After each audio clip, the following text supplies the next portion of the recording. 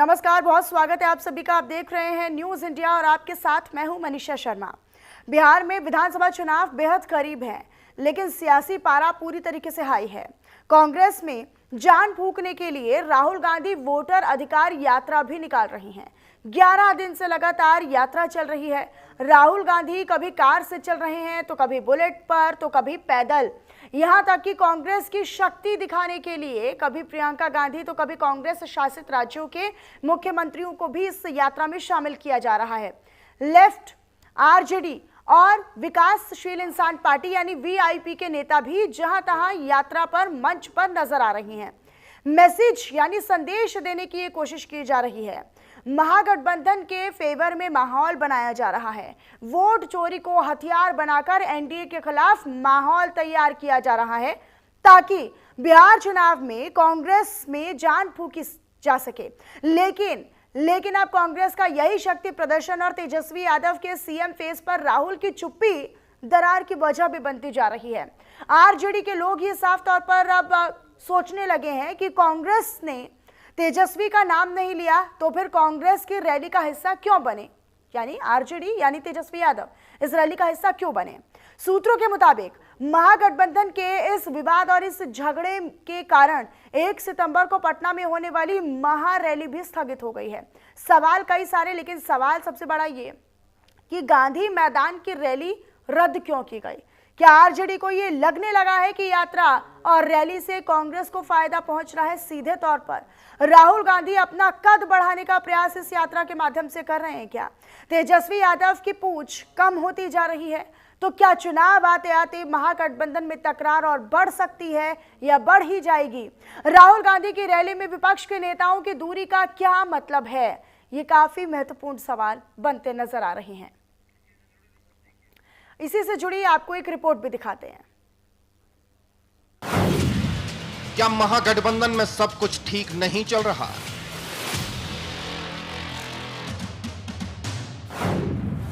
पटना के गांधी मैदान में होने वाली रैली रद्द क्यों हुई?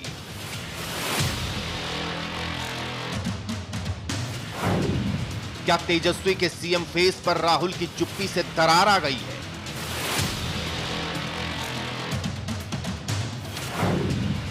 क्या कांग्रेस की लेफ्ट और वीआईपी से भी तालमेल में कमी है?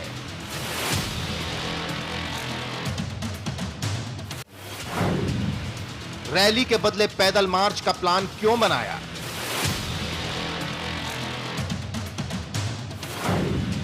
क्या आरजेडी को कांग्रेस से खतरा नजर आ रहा है?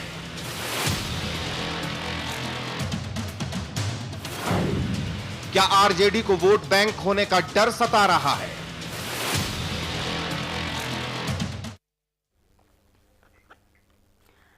तो इसी के माध्यम से अब कई सारे सवाल भी खड़े हो रहे हैं और न्यूज इंडिया ने कांग्रेस सांसद इमरान मसूद से इसको लेकर खास बातचीत की है कि जहां वोटर अधिकार यात्रा पर कांग्रेस सांसद इमरान मसूद ने कहा है कि इस यात्रा के माध्यम से, इस यात्रा के जरिए कांग्रेस अपनी ताकत को और अस्तित्व को बिहार में मजबूत करना चाहती है। साथ ही उनका यह भी कहना है कि गठबंधन एकजुट है और हमारे बीच किसी प्रकार का कोई भी मतभेद नहीं है। आगे उन्होंने इस मुद्दे पर क्या कुछ कहा, सुनवाते हैं आपको।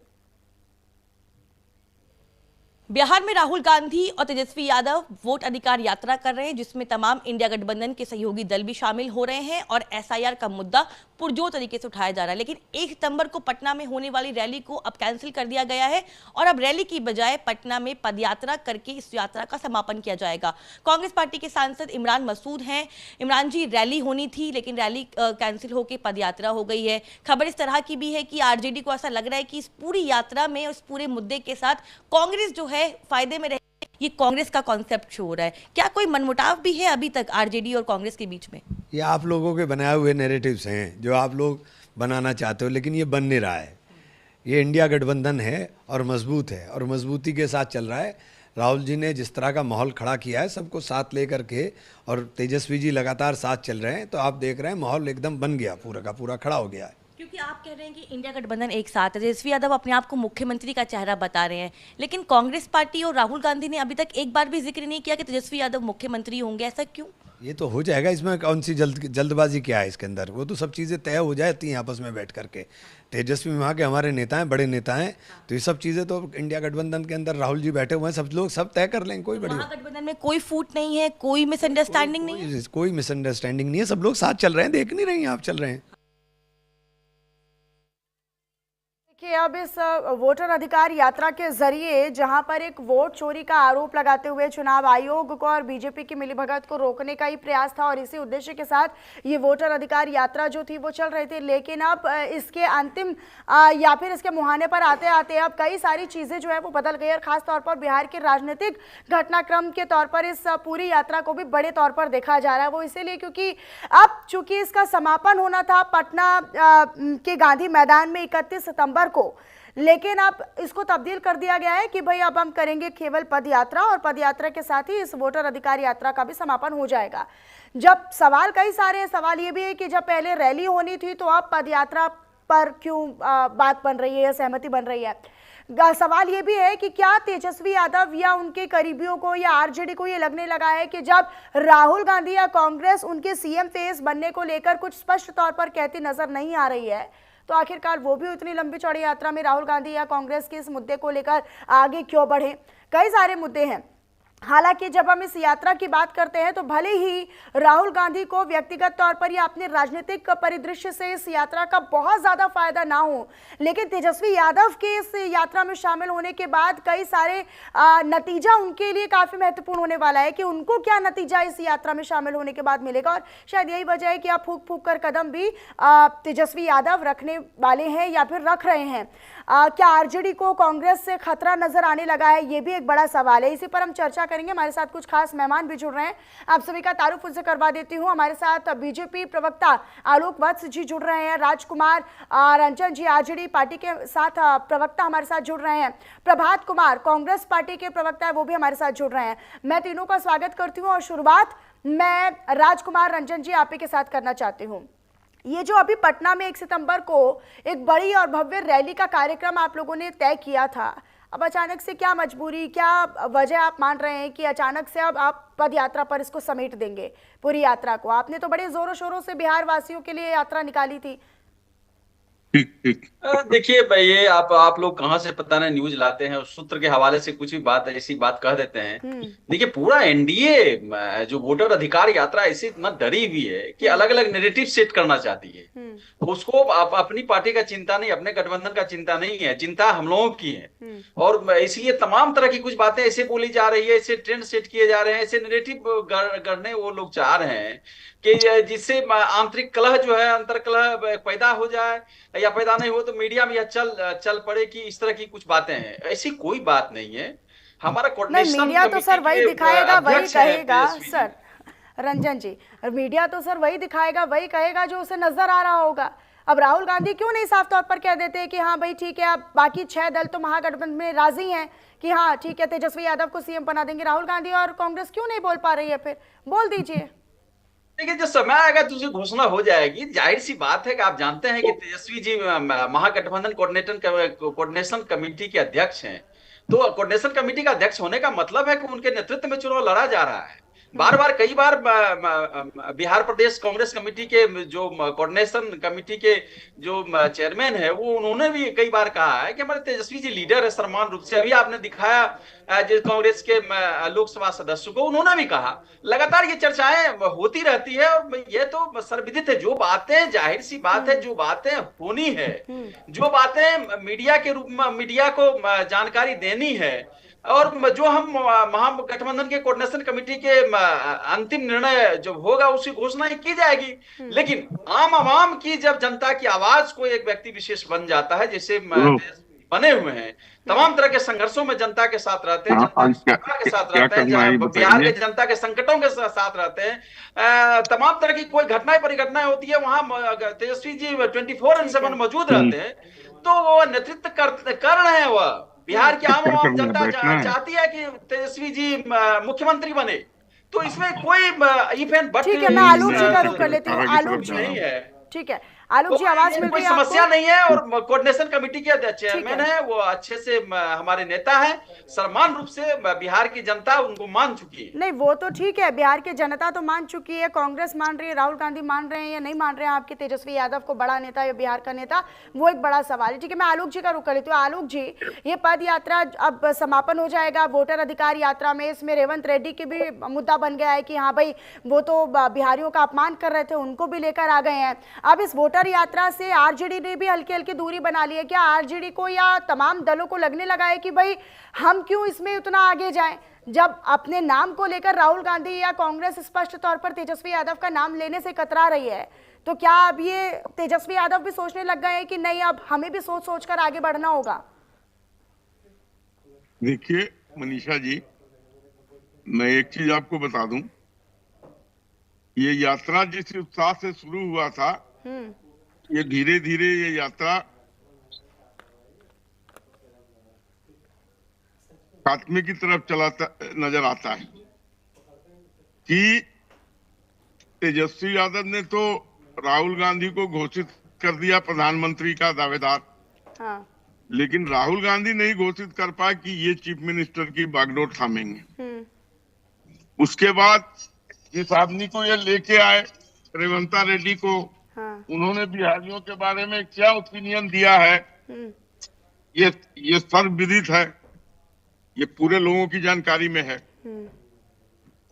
तो ऐसे आदमी को लाकर आप वोट बैंक बढ़ाना चाहते हैं या वोट बैंक घटाना चाहते हैं? हाँ। मेरी तो यही समझ में नहीं आई बात। नहीं, एक और मैं आज- फैक्टर बताती हूँ। एक और 2019 में भी राहुल गांधी ने चौकीदार चोर है ये बोला था और 52 सीटों पर उन्हें संतोष करना पड़ा था। बीजेपी बढ़ गई थी, पहुंच गई थी 303 पर। इस बार वोट चोर कहा जा रहा है कि वोट चोरी कर रही है बीजेपी चुनाव आयोग की मदद के साथ। इस बार किस किनारे लगेंगे राहुल गांधी या आरजेडी जो उनके साथ हैं, ये भी तो एक फैक्टर होगा आलोक जी। देखिए एक चीज आपको बता दूं, राहुल गांधी कांग्रेस बिहार में कहीं है ही नहीं, और वही हाल कमोबेश इसका उत्तर प्रदेश में है। तो ये तो तेजस्वी यादव के भरोसे हैं, लालू यादव के भरोसे हैं कि 10-20 सीट 25 सीट जो दे दे इनको, उस पर ये संतोष करेंगे, और उसमें जो इनके 10-15 आदमी जीत जाएं तो बहुत बड़ी उपलब्धि होगी। वही कमोबेश हाल इनका उत्तर प्रदेश में भी होगा, जो अखिलेश यादव के कृपा पर ये चलेंगे। जितनी सीटें वो इनको दे दें, उसमें जितने ये जीत लें, कुछ जीत जाएंगे, बस संतोष। ठीक है उसके प्रभात, अलावा कुछ नहीं है। हाँ, प्रभात जी का ये रुख कर जो लेती हूँ। भी- प्रभात ये जी, जो भी आलोक वहाँ- वत्स ये जी जो कह भी रहे हैं वहाँ कि शो हो राहुल रहा है- गांधी का और कांग्रेस का तो कोई अस्तित्व नहीं है बिहार में। ये तो तेजस्वी यादव के सहारे आप अपनी गाड़ी को चलाने का प्रयास कर रहे हैं कि ठीक है 20-25 सीटें अगर आती है तो ठीक है, नहीं तो फिर ज्यादा नुकसान थोड़ी ना होगा इस यात्रा में भी। इसीलिए ज्यादा गौर करने वाले अब तेजस्वी यादव भी हल्का हल्का पीछे हटने लग गए हैं कि भाई मैं ही क्यों इतना जोर लगा दूं। सर्वप्रथम आपके माध्यम से पूरे देशवासियों को गणेश चतुर्थी के पावन अवसर पर हार्दिक शुभकामना। आपको भी सर। मंगल मूर्ति गणेश सबको सबके जीवन में मंगल लाए। और अभी आपने कहा कांग्रेस का अस्तित्व, पंडित जी टीका का नहीं लगाए हुए हैं, लेकिन आप अभी पूजा पर नहीं बैठे हैं, अभी बैठेंगे। तो धन्यवाद कि आपने ये माना, भाजपाई मानते कम है ना। तो आलोक भैया, अभी आप कह रहे थे कांग्रेस की हस्ती, तो मैं एक बात बता रहा हूँ कि कुछ बात है कि हस्ती मिटती नहीं हमारी, सदियों रहा है दुश्मन दौरे जहां हमारा। अंग्रेज भी यही कहते थे, कांग्रेस का कोई अस्तित्व नहीं है। आज जो काले अंग्रेज हैं ये भी यही कह रहे हैं। ठीक है, आप भ्रम में रहिए, आपको भ्रम पालने की आदत सी है, शुरुआत से ही पाल रहे हैं। अंग्रेजों के समय से आप भ्रम ही पाल रहे हैं। कभी तिरंगे को नहीं मानते, कभी संविधान दिवस को काला दिवस मनाते हैं। तो ये सब आपकी रही है, बिना मनाए मुखबिरी वगैरह में मैं नहीं जाऊंगा। बात बिहार की हो रही है। बिहार की बात पर अगर मैं आऊं तो आप बताइए मुझे, अभी मैं देख रहा था आप चला रही थी कि प्रियंका गांधी जी आ गई, सारे कांग्रेस के लोग एका दिखा रहे हैं। कभी किसी न्यूज चैनल ने ये चलाया कि जिस प्रदेश में चुनाव होता है भाजपा के सारे केंद्रीय मंत्री और भाजपा शासित प्रदेश के सारे मुख्यमंत्री वही कैंप करते हैं? नहीं आते ये तो ना, किसी चैनल ने नहीं चलाया। क्यों नहीं चलाते हैं सर? अगर योगी आदित्यनाथ कहीं जाते हैं तो हम तो दिखाते हैं ना कि देखिए एक ब्रांड फेस जा रहे हैं, एक योगी आदित्यनाथ को बीजेपी एक बड़ा चेहरा बना रही है, बुलडोजर एक बुलडोजर बाबा के तौर पर। बाकी उत्तराखंड में भी जाते हैं, महाराष्ट्र में भी मनीषा गए जी, हैं वो तो हर मनीषा जगह जी ही मेरी जाते हैं बात सर। पूरी हो जाने दीजिए, मैं हाँ। आग्रह करूंगा, बोलिए बोलिए मेरी सर। बात पूरी हो जाने दीजिए। नहीं, आपने मीडिया को ठीक है, लेकर बोला भाजपा के ना, प्रवक्ता इसीलिए नहीं मैं बोल बैठे रही हैं, थी। हाँ। नहीं बैठे हैं, और नेता के तौर पर आलोक भैया बैठे हैं, ठीक है, मैं वो दे देंगे जवाब मेरी बात का। हाँ। सिर्फ भाजपा के लोग नहीं, जितने संस्थान हैं, ईडी, सीबीआई, आईटी, इसके अलावे भी जो संस्थान, सर्वोच्च संस्थान जिसको स्वायत्त संस्थान बताते हैं, वो भी जाकर के अलायंस हो जाता है भाजपा के साथ में। और इसके प्रमाण है, अभी बात होनी चाहिए एसआईआर की, कि बिहार में जिस अव्यवस्थित प्रक्रिया के तहत एसआईआर करवाया गया, जिसके कारण जनता आक्रोशित है, और जनता के उसी आक्रोश का नेतृत्व आदरणीय राहुल गांधी जी कर रहे हैं, आदरणीय तेजस्वी यादव जी कर रहे हैं। आप फंस रहे हैं, आपको लगता है नैरेटिव सेट कर लेंगे, यार बिहार के लोग तो, अब भैया आपने दिखाया मंत्री दौरा रहे हैं। जब आप मुद्दों से भटकेंगे मनीषा जी ना, तो जनता आक्रोशित होगी। लोहिया कहा करते थे कि जिंदा कौम 5 साल इंतजार नहीं कर, अब तो 5 साल पूरा हो गया, मतलब 20 साल हो गया। बीजेपी अपने मुद्दों से भटक गई है, और आप ये जो वोटर अधिकार यात्रा ना, करते हैं, ये बड़ा मुद्दा। मेरी बात बस 10 सेकंड में पूरी हो जाए Manisha ji, 10 second, only 10 second. ठीक है, ठीक है। मैं ये कहना चाह रहा हूं कि बिहार का मुद्दा क्या है। बिहार का मुद्दा है, सबसे बड़ा राक्षस जो बिहार का है वो है पलायन। बिहार का मुद्दा है जो कोशी क्षेत्र या जो बाढ़ग्रस्त क्षेत्र है, उसमें जो रहने वाले लोग हैं उनकी दुर्दशा। बिहार का मुद्दा वो है कि पढ़े लिखे युवा जब नौकरी मांगते हैं, तब ये तानाशाही सरकार उन पर लाठियां बरसाती है। तो बिहार का मुद्दा ये है कि कानून व्यवस्था इस बार वो मुद्दे कहाँ हैं? अच्छा, पिछली बार तो तेजस्वी यादव ने कहा था कि पलायन रोको, रोजगार दो। ये तो कहा था ना, उसी रैली के साथ, उसी नारे के साथ वो लोग बिहार में चुनाव भी लड़े थे। इस बार वो मुद्दे कहाँ हैं सर? कौन? इस बार के मुद्दे कहाँ हैं कि पलायन रोको, रोजगार दो? पिछली बार तो नारा था ना आप लोगों का, इस बार कहाँ है वो? मैं शायद मनीषा जी मुझे कहना नहीं चाहिए। हाँ। आप आज देख रही हो, आप आज के परिप्रेक्ष्य में देख रहे हो। इससे पहले हमने नौकरी यात्रा निकाली है, आपको नहीं पता है? हमारे नेता आदरणीय कन्हैया कुमार जी के नेतृत्व में यात्रा निकली है, पूरे बिहार घूमे हैं हम। और उसी कन्हैया कुमार को तेजस्वी यादव पसंद नहीं करते हैं सर। अरे मनीषा जी, अंतिम बात तो बोल लेने दीजिए। हाँ बोलिए, अंतिम बात तो बोल लेने दीजिए। बोलिए। आलोक जी डीएनए की बात कर रहे थे। आलोक भैया पता है ना डीएनए के बारे में क्या बोला था प्रधानमंत्री जी ने? नॉन बायोलॉजिकल प्रधानमंत्री जी जो है आपके, नीतीश कुमार जी के डीएनए पे भेजा, बोला था ना, आपने भी बाल और नाखून भेजे थे, मुझे पता है। वो ठीक है, सार्वजनिक तौर पर आप नहीं बोलेंगे, हमने तो भेजे थे भाई, आपने भी भेजे होंगे, क्योंकि आपके अंदर भी बिहारी खून है। तो प्रधानमंत्री से किसी ने पूछा कि बिहार के डीएनए को गाली देने का अधिकार आपको किसने दिया? प्रधानमंत्री जी। कौन होते हैं आप बिहार के डीएनए को गाली देने वाले? ये पूछा किसी ने? मैं पूछा और पूछूंगा, ठोक के पूछूंगा। लेकिन सर आप भी पूछने का अधिकार नहीं किया कि बिहार के डीएनए को गाली। ठीक है, कांग्रेस भी पूछने का अधिकार तब रखती ना जब वो रेवंत रेड्डी जैसे नेता को नहीं बुलाती, जिन्होंने खुद बिहारियों का अपमान किया। अब आपने उनको आमंत्रित कर दिया अपनी रैली में, आप पीछे बिठाकर उनको रैलियां निकाल रहे हैं, तो आप बिल्कुल गलत नैरेटिव है, बिल्कुल गलत नैरेटिव है। नहीं, जो नैरेटिव आपको सही लगे वो सही हो गया। आप दिखाइए बयान, मैं चैलेंज देता हूँ, आप रेवंत रेड्डी का बयान दिखाइए। मैं चैलेंज देता हूँ, दिखाइए आप बयान। ठीक है, मैं प्रधानमंत्री जी का बयान दिखा सकता हूँ, मेरे पास। ठीक है, काउंटर छोटा सा आलोक जी से। प्रधानमंत्री का बयान, ठीक है, छोटा सा काउंटर आलोक जी से। आलोक जी देखिए, प्रभात जी एक प्रबुद्ध प्रवक्ता है, लेकिन बिहार में ये अपनी क्षमता नहीं रखते हैं, इससे ये भी वाकिफ है। एक मनीषा जी, एक पिलियन राइट टू पावर होता है कि मोटरसाइकिल मेरी और उस पर सवारी आप कर रहे हैं पीछे बैठ के, और आप भी हवा खा रहे हैं। तो बिहार में आरजेडी के मोटरसाइकिल पर कांग्रेस बैठ के जो भी हवा खा ले, उससे तो उसके पास कोई ऐसा यंत्र नहीं है कि वो खुद चला के आगे जा सके। ठीक है, और ये बात प्रभात जी अच्छी तरीके से जानते हैं कि कांग्रेस का वजूद। खटारा पे आलोक भैया बैठे हुए हैं, आपकी तो खटारा नीतीश बाबू वाली है, बिहार के लोग उसको खटारा बोल रहे हैं। उस खटारा गाड़ी पर बैठ करके बिहार का विकास हो पाएगा? देखिए, नीतीश कुमार तो हमारे बहुत मजबूत गाड़ी के पीछे बैठे हुए हैं।